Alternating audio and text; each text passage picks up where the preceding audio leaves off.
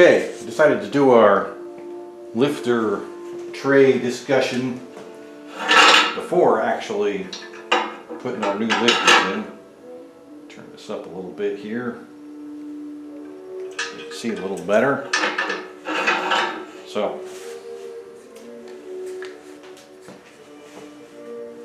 these are stock lifters in the lifter tray. These are the original ones out of this motor. They're not the new ones. But, so, you see there's the lifters where they go, where the push rods go in. Now you would think this is an innocuous piece of plastic, but really it has a pretty important purpose. These are roller lifters.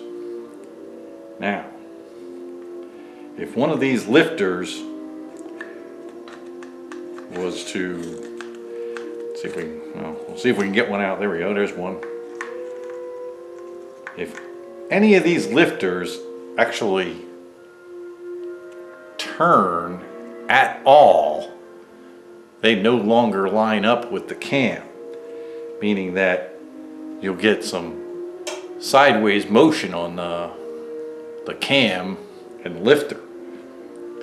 So that will very quickly destroy the lifter and the cam. So that's why it's important to have good, tight lifter trays. As you can see, the lifter has flats on it on either side. The lifter tray has corresponding flats that this goes into. Now this is actually a little loose. You shouldn't really be able to do this easily. You should have to really push them in there.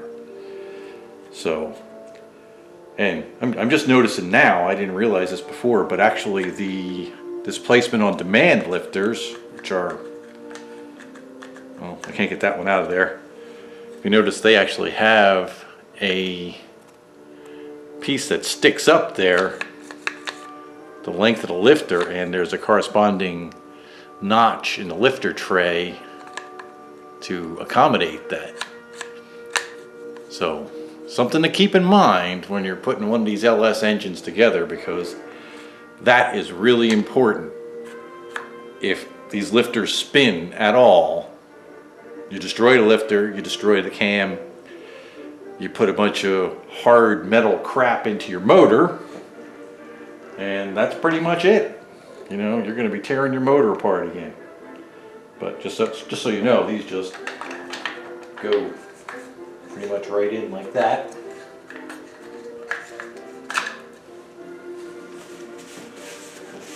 And that's lifters. We're going to take those out of there because we're going to get ready to put the new lifters and trays in right now.